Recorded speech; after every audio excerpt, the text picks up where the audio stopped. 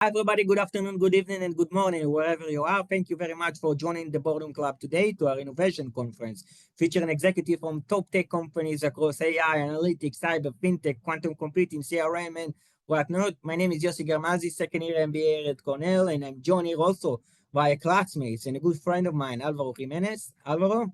Happy to be here, Yossi. Yeah, so today we are fortunate enough to interview none other than Nicole Quinn, a general partner at Lightspeed Venture Partner. She invests in consumer health and fintech companies. Among her investment, you could find Calm, Beehiiv, Multiverse, Daybreak, and a bunch of other successful and fascinating companies. And before Lightspeed, Nicole was the head of U.S. consumer research sales at Morgan Stanley, where she worked on the IPOs of companies like Facebook, Groupon, and Pandora, which even inspired her to become an angel investor and later a startup founder herself. So, Nicole, thank you very much for joining us today. Thank you so much for having me. Excited to be here with you all. Yeah, and Nicole, I thought to start by asking you what led you to the tech world, and specifically, how did your childhood shape your career later on? So when I grew up, I had a very entrepreneurial father. He was always starting new companies, and there wasn't such thing as venture capital back then, especially in England. And so he would be wildly successful with one startup and sell it for many millions, but then he would put all of that into the next startup, which then wouldn't work out. And then we'd go bankrupt. And so my entire childhood was either being a multimillionaire or completely bankrupt, over and over again. Huge whipsaws. My father was just an entrepreneur in every sense of the word, and it really gave me the bug at a young age, but also taught me the value of money. And so I studied math, I went into finance, as you know, but I always had that entrepreneurial love. And so it was really being able to go and get my MBA that really allowed me to be able to double down on what entrepreneurship is and where in the entrepreneurial ecosystem do my skill sets best play. I always think it's important to ask yourself, what do you find easy relative to what most people find hard? And for me, when I was answering that, it just always led to investing. And so hence joining Lightspeed Venture Partners. Amazing. And before Lightspeed, you were also at Morgan Stanley, as I mentioned, and you worked on some of the most transformative IPO of the decade, Facebook, Groupon, and Pandora. How did your time there help you maybe to develop your ability to assess company today, especially given your success in investing in company like Calm, Beehiiv, and Multiverse, just to name a few? So we would meet the companies a couple of years before IPO to really think about, okay, well, what is their story that they're trying to tell the market? What is really going to resonate with the long-only institutions as well as the hedge funds?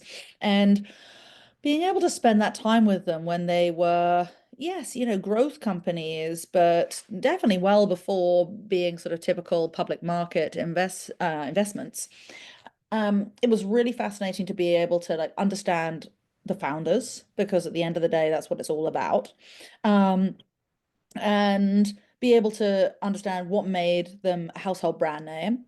Because Facebook, when they went public, I mean, they could have done a direct listing if they preferred, because they were just a terrific household brand name.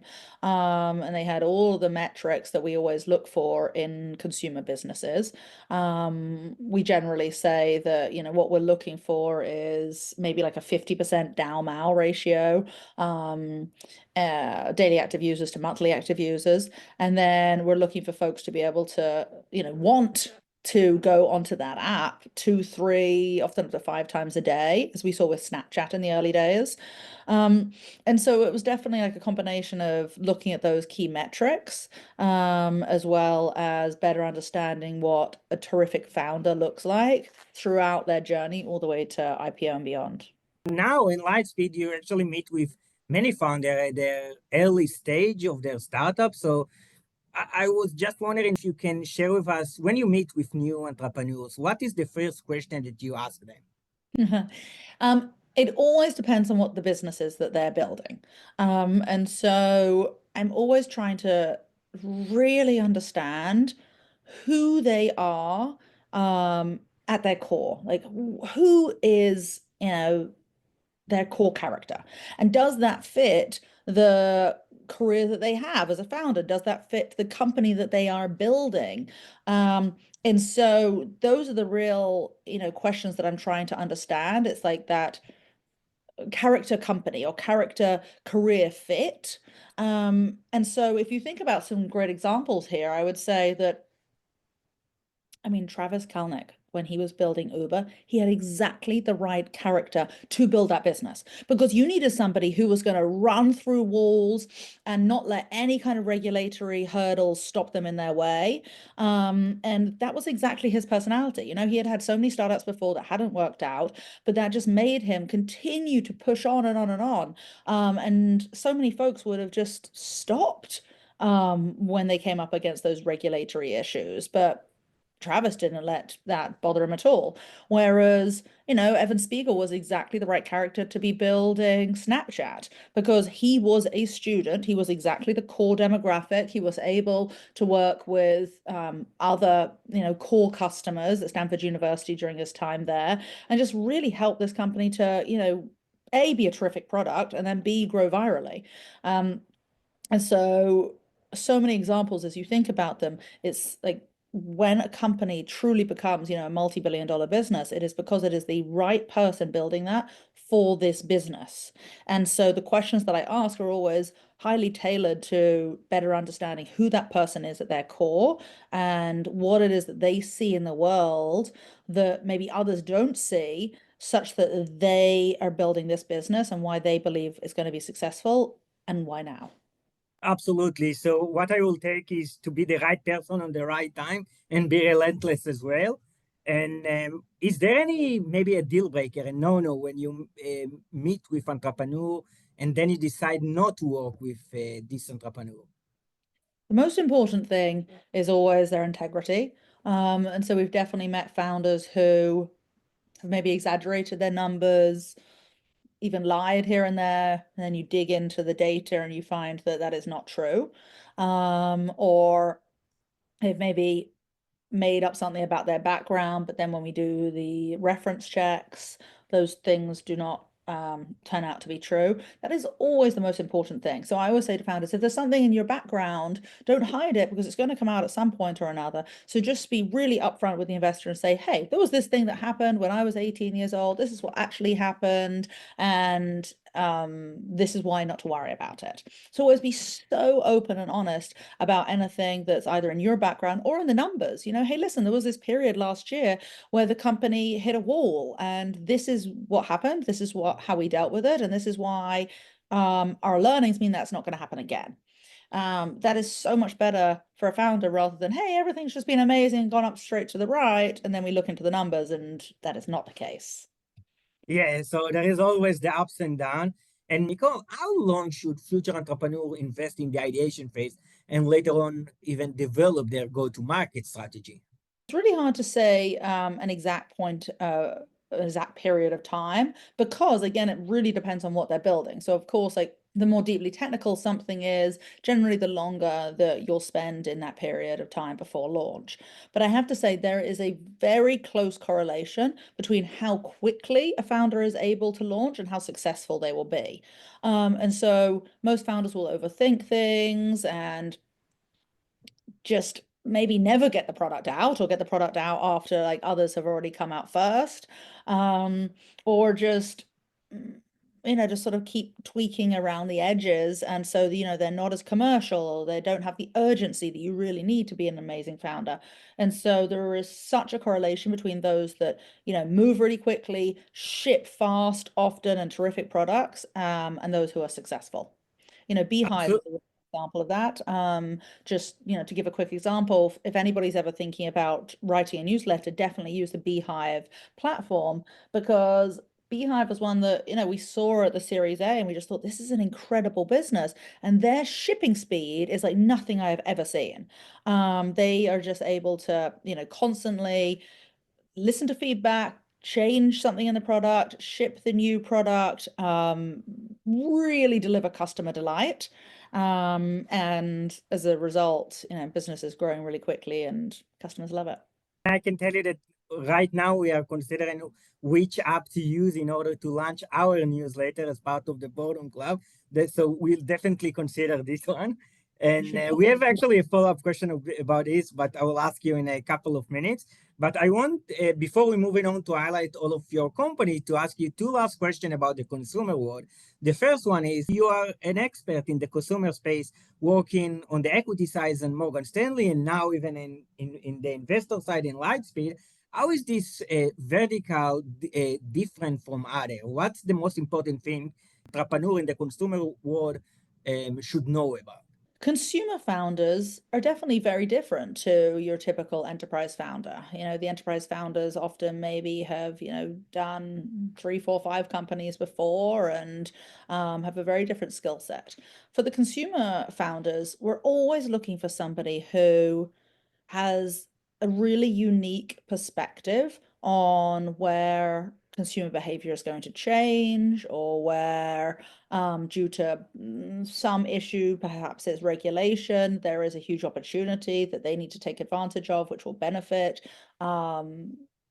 consumers around the world in one way or another. So it's always like that unique perspective that we're looking for.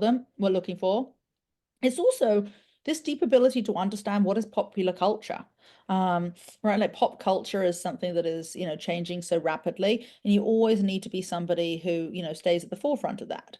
And so I'd say, Mark Zuckerberg was terrific at being able to found Facebook, but it was also staying at the forefront of popular culture and realizing that, hey, WhatsApp is really taking off, and this is the way that people want to communicate with one another. And so we need to acquire WhatsApp. The same thing with Instagram. All right, it's really sort of like either through acquisitions or through changes in your own products. It's making sure to understand what is popular culture and then stay at the forefront of that. That's incredibly important for consumer founders. And just to deeply understand the consumer. Those are some of the things that differentiate consumer founders from other founders. Yes, super interesting. And moving on now to some of your allied companies. I mean, you invested in so many different verticals along the year, and you invested also in the mental health space. And two standout companies that were super successful, Daybreak and Calm. Can you share with us what do you believe has been the key driver behind their success, particularly in a space like mental health, which for a long time was considered a taboo or difficult even to people to discuss? Well, I think what you said at the end there is exactly what has changed. And that has really been one of the key tailwinds behind why so many of these mental health companies have grown so quickly. Because in the last generation, our parents didn't talk about their mental health. My gosh, it was like hard to even admit that to yourself, let alone talk about that to somebody else. Whereas now in this generation, it very much is, it's become part of popular culture to be open to talking about anxiety that you may be having, or postpartum depression that you have. And something that we learned with Calm was that most mental health, well, first of all, everybody basically has some kind of mental health concern at some point or another in their life. But generally, these stem from when you are a child.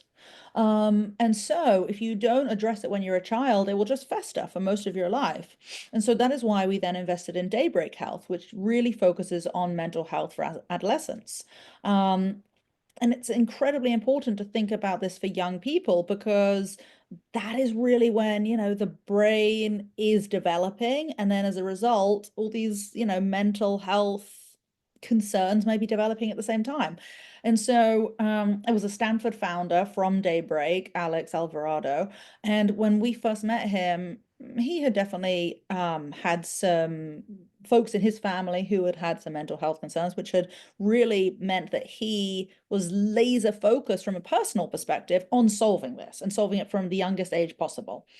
And so it was a terrific business that he had built, and growing really nicely. Union Square Ventures invested in the round after us. Rebecca Caden, who was a terrific investor. And so I'm really excited about the whole space around mental health, and I still believe that even though there's a lot of mental health businesses out there, I still think that there's a lot more value that will be created through entrepreneurs starting in that space. That makes sense. And last question for myself before we move on to Alvaro, I mentioned that we want to launch a newsletter soon, what brings me to Beehiiv again. So can you tell us a little bit more what is Beehiiv is all about, and how did you first met the entrepreneurs there? Quite a fun story of how we first met them, because we kept reaching out to them because the numbers were so good and we could see through our data team how strong the numbers were. But he just wasn't replying to any VCs. Turns out he was profitable. The business was completely profitable, did not need to raise any money. And so he just didn't reply to us, didn't reply to Sequoia, didn't reply to anybody. And then we found out his favorite actress is Jessica Alba. And we had invested in Jessica Alba with the Honest Company, and we were planning to do a dinner with her in LA. And so we invited him to dinner with Jessica Alba. And he said, only if I get to sit next to her. So we said, yes, okay, you get to sit next to Jessica Alba, but please come an hour early and we can sit down with you and go through this deck. And we had put together this really, I think, pretty terrific deck about their business to show that we deeply understand their business, and where we think that taking capital could really help catapult them to the next level. Like, yes, they're profitable, but taking an extra, say, $10 million can really mean that they can leapfrog over some of their peers. And so that's what we did. We sat down for an hour before the dinner. And then Jessica Alba was wonderful in the dinner because she then, unprovoked, said, listen, I do not do dinners like this. The reason I'm doing this dinner is because I adore Lightspeed. I've worked with them for 10 years, and this is the kind of investor they are. And they always show up and they always do the right thing. They have such integrity. And so it was wonderful to just completely unprovoked to be able to say all of that in front of Beehiiv, which meant that we wanted to work with them and they wanted to work with us after that dinner. So it all became easy after that. Yeah, I'm a fan actually of Jessica Alba as well. She was fantastic at the Fantastic Four, and I can tell you that in last semester sorry, about 2 semesters ago, we needed to actually pitch the Honest Company to each other. So amazing story how she actually founded a company until taking it public. Definitely a model for us. And yeah, so Nicole, thank you very much for answering all my questions. Alvaro has a lot of other great questions for you. And yeah, without further ado, Alvaro, floor is yours. Thank you, Yossi. Nicole, you've invested in many companies and they're from many different areas. How do you go from fintech to edtech to health tech? How do you diversify your own strengths, and how do you assess these companies when you're going to invest in them? It's interesting because most venture capitalists are generalist, which means that, they literally flip between infrastructure to consumer to enterprise to health. And I don't. Like, I try to have like a really common thread through all of those different things that you just said. And so for me, the consumer really is the common thread. And so when I've done fintech, like Lightyear in Europe, which is an incredible business and growing really quickly and just got preempted for their next round, it's consumer fintech. And so when I met those founders, they were employee number literally 1 and 2 at TransferWise, which is now Wise. And I just felt like these people understand consumer fintech better than anybody. They have real, character, career fit. And so that was the fintech side of things. Digital health, similar, right? It's like understanding the changing consumer behaviors in health. And then whether it's marketplaces or e-commerce or social media or ed tech, it's for me deeply understanding any changes in consumer behavior and how this company will be best positioned to really be at the forefront of those changes. With these changes and your advice, you also must try to anticipate some consumer trends. And you did mention before some of the strengths of what you had seen before investing in Calm. But how would you say you analyze the consumer trends in the space over the years in order to decide where to invest? So I'll give you a couple of examples. Calm, as you mentioned, is a good one. So Calm, I know the founders for many years. We're very close, and we passed on the A because I said to them, listen, meditation is a nice to have. It's a vitamin, and you should be meditating, but you often forget. Then they launched sleep stories. Now, sleep stories are a painkiller. When you can't get to sleep, you pick up your phone and you're like, I need calm right now. You pay that $70 for the year because you want to get to sleep. So it really is the definition of a painkiller. And then what we saw in the data was really impressive too. Instead of it being, your 10 minutes of average time on app a day with the meditation, it jumped to 40, 50 minutes a day because on top of the hour, you had a 30 to 40-minute sleep story. And then instead of the retention being about 30% after the first year, the paying retention jumped to like 50, 60% after the first year. And so, it really was the engagement, the retention that we look for in a business. And so that was, changing consumer behavior, but really as a result of a terrific product coming out from them. And so that's something that we look for with Calm. I would say other companies, like for example, take Rothy's. Rothy's was something that we really got to know, through reading magazines about the fact that people are really turning towards like sustainable, environmentally friendly products, and then listening to customers. We have two ears and one mouth. We should be using them in that proportion. And so we were listening to the customers, and they were telling us, Rothy's, oh my gosh, it feels like a hug for my foot. Oh wow, these shoes, they're environmentally friendly. They're so good. They're plastic recycled bottles. These are so good for the world. And they look great too, as well as feeling great. Oh, and if they get dirty, you can throw them in the washing machine. Like that kind of customer love, we sprint towards. We just always look for that. And so those are a couple of examples to really bring alive, I hope, what we look for around consumer behavior. Amazing. And it's also not around AI, which is also really refreshing to hear. But this brings me to the end of the interview with the really fun and lightning round questions, which are a Alvaro, little more before you do that, personal. can I tell you one thing? Okay, because we have Yes. not talked about AI. So I'm going to share with you my thoughts on AI. Okay. So I am a consumer investor. And so how does AI really play into that? Right? Yes, you'll have some great companies like OpenAI, which really are consumer businesses. But because of AI, your job, instead of it taking you 10 hours a day, it'll take you 5 hours a day. So you could have the same amount of disposable income, hopefully, and a lot more disposable time. So, what will you do with that disposable time? You will spend it on the things you love. You will spend it on entertainment. You will spend it on going to concerts and, fun things that StubHub really is driving. You will spend it on your hobbies. You'll spend it on buying things. And so it'll drive marketplaces and drive e-commerce. And so I really believe that the whole consumer this wave is going to continue to expand because of AI, but indirectly. And so very excited to be doubling down on consumer investing as a result of AI. This would be indeed very, very exciting if it does pan out like this for everyone. And this brings me to the last part of the interview now.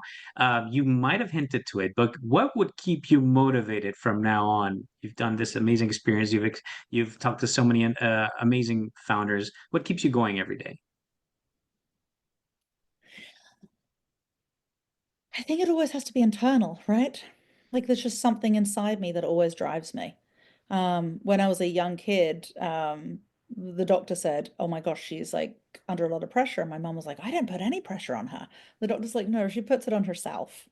And so I make that positive pressure, but it drives me, I'm always like excited to make change, and help people and just do far more of that. And so for me, I think that I'm motivated because of what happens inside.